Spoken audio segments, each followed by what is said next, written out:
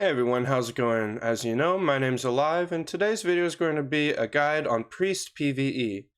Before we get into the video though, I just want to say a big thank you to everyone who supported me so far, and a lot of work goes into these PvE guides, a lot of editing and a lot of man hours. So if you do appreciate these videos, and you appreciate the channel, and you're looking forward to more classic WoW content, please take the time to go down below and hit the like and subscribe button. Other than that though, let's get straight into the video.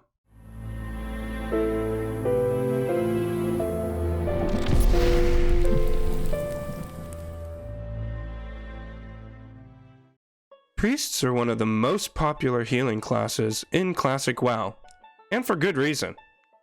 Priests are capable of not only single target healing, but can also AoE heal quite well. In addition to their healing capabilities, they can bring great damage mitigation with Power Word Shield, or a damage or healing buff with Power Infusion, and so much more. Not to mention that priests are capable of getting some of the highest amount of plus healing that you can get in the game.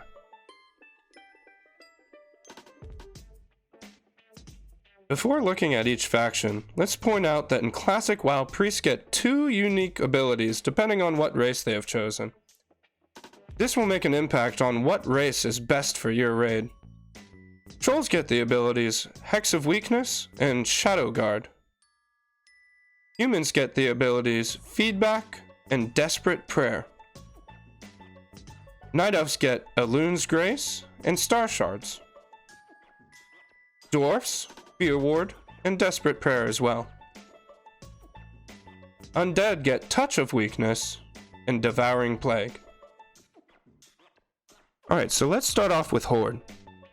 2 out of the 4 Horde races are able to be priests. Those races are Undead and Troll. Neither of these races have unique priest racial abilities that really impact your healing capabilities. However, when looking at just the normal racial abilities, Troll stands out a bit more than Undead, since Trolls are able to use the racial ability Berserking to increase their casting speed.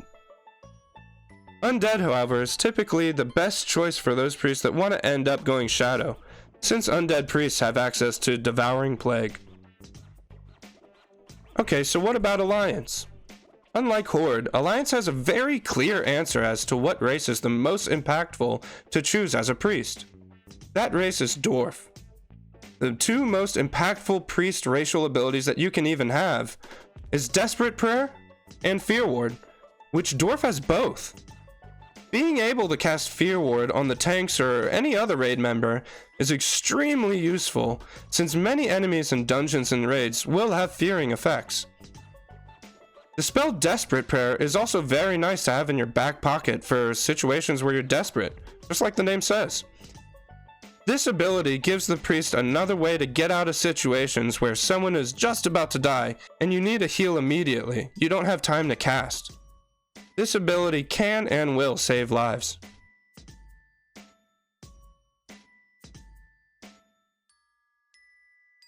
Now let's look at the different talents that a priest can use.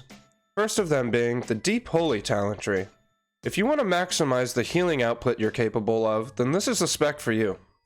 Priests in this Deep Holy spec gain massive amounts of bonus healing, utilizing talents such as Spiritual Healing and Spiritual Guidance. Since this spec is capable of such a large amount of healing, this becomes the recommended spec for any priest that's trying to progress through a new raid. One talent that could vary in this spec is utilizing 3 out of 3 Improved Renew, dropping a point in Holy specialization, if Improved Renew is necessary. Next is the Power Infusion Holy spec, or PI Holy. Power Infusion builds sacrifice some healing output for the ability to enhance your raid's damage output. A time will come where your raid group has obtained a bunch of different gear upgrades and has practiced a raid many times. When a raid reaches this point and has a specific raid on farm, then healing becomes significantly easier, and being able to clear the raid quicker becomes more important. This is where Power Infusion specs come into play. Losing that little bit of healing, but trading it in for damage boosting abilities and a larger mana pool with the talent Mental Strength.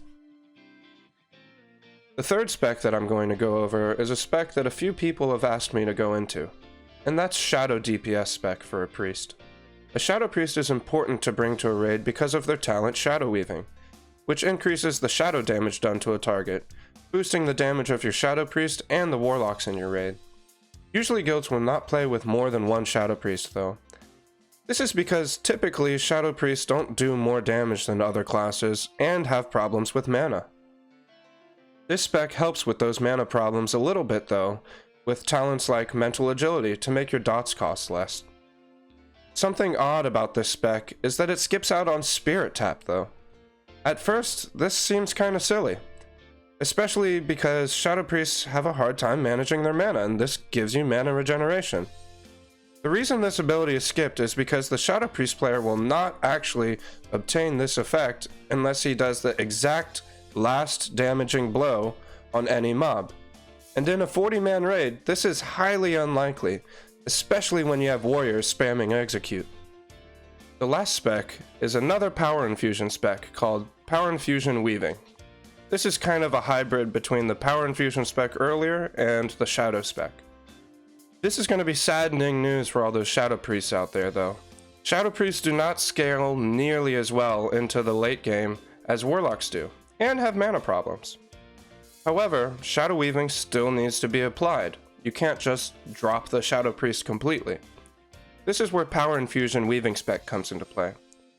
This spec lacks a lot of talents in the Holy Tree that usually improve a bunch of your healing spells. However, this spec brings a ton of utility to the raid, being able to cast Power Infusion and have Shadow Weaving up at the same time. With this in mind, it is not recommended to have a priest use this spec while progressing through new content. This spec works by having the priest cast rank 1 Mind Flay to get 5 stacks of Shadow Weaving applied. And after this is accomplished, the priest using the spec can just heal, while using rank 1 Mind Blast every 10 to 12 seconds to keep Shadow Weaving applied. Basically, you can heal for 10 to 12 seconds, and every 10 to 12 seconds, cast Mind Blast, and then go back to healing for 10 to 12 seconds, cast Mind Blast, and so on. The priest with this spec, since they have a lot more to manage and watch after, typically won't be the #1 healing priest on the meters. However, even though you're not #1 on the meters, that doesn't mean that you're not important. This is arguably one of the most important priests in your raid, and one of the hardest specs to play out of all the specs. And since it's more difficult than the other priest specs, typically the priest assigned to this spec should be the more confident of the priest players.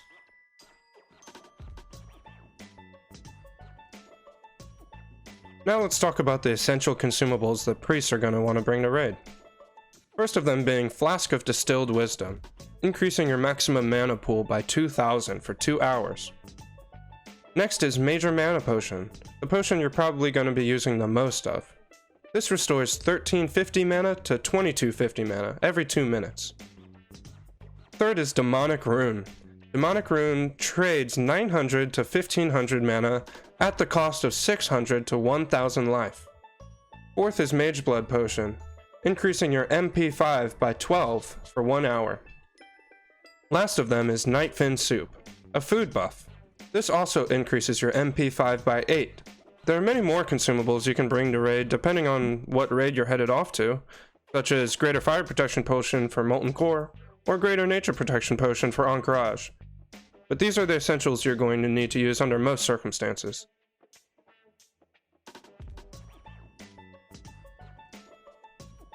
Now let's talk about professions. A lot of classes have to choose a specific profession. However, Priest only has one profession it has to choose, and can end up dropping that profession quite quickly. This profession is tailoring. Balnazar, which is a boss at the end of Stratholme Living, has a rare recipe that it can drop called True Faith Vestments. True Faith Vestments are the best in slot chess piece for priests up until Encourage, or if you're going for full tier 2. You're gonna end up needing 300 tailoring to craft these True Faith Vestments. Luckily, after you craft them, you can drop your tailoring, as you don't need tailoring to actually wear the robes. Other than tailoring, a priest likely wants to have engineering, being able to bring additional damage or utility for your raid using items like Goblin Sabercharge, Dense Dynamite, Gnomish Battle Chicken, or even Arcanite Dragonling. However, despite engineering being so good, Oftentimes, the priest player ends up being the guild enchanter. Your guild will end up getting a rare recipe from raid from time to time, whether it be enchant weapon spell power, enchant weapon healing power, or so on. And someone in your guild is going to need to be the trusted enchanter to use these. This usually ends up being a priest player.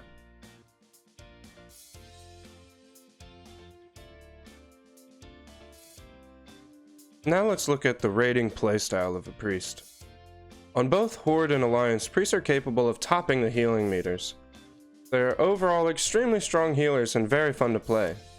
Not only do they bring good tank healing, but also are strong AoE healers as well. First, let's look at tank healing. As a priest, there's a wide array of different spells to use when healing a tank, such as heal, greater heal, flash heal, renew, or even power word shield. In a fight where your tank is taking consistently heavy damage, using the spell Greater Heal is a little bit more ideal. Also, during these times, it's beneficial to keep a renew on the tank while casting your Greater Heals to buffer out some damage during the cast time.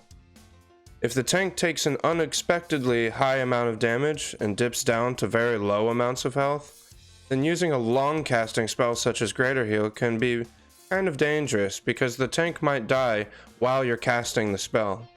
During times such as this, it's important to heal the tank to at least a little bit of a safe amount of health, then go back to casting greater heals.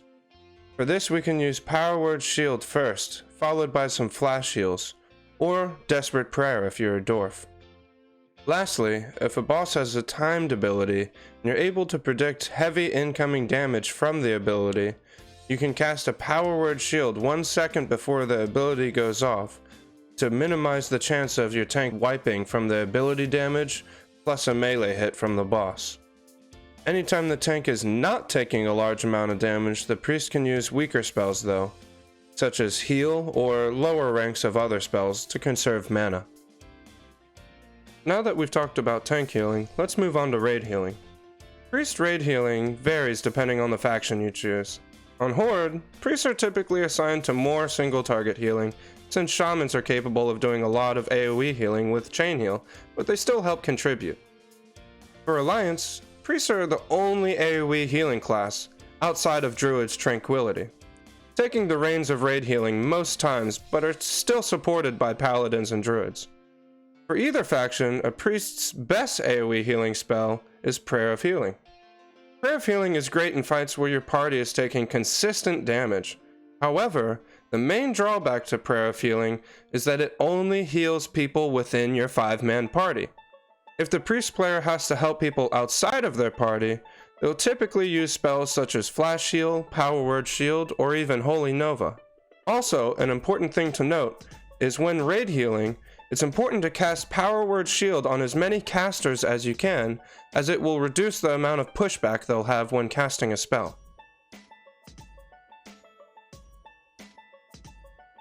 As for my final thoughts, priests are extremely sought after on both factions since they're able to bring so much to the raid, either bringing utility, damage increasing buffs, or huge amounts of healing. Any highly skilled priest player will have absolutely no problems reaching the tops of the healing meters. Not only will you be able to destroy the healing meters, but your caster DPS will love you for being able to cast Power Infusion on them to boost their damage, or using Power Word Shield to negate any spell pushback, especially on bosses like Valistraz. Either way, you can never really go wrong with a priest, and you'll always have a spot in some sort of guild.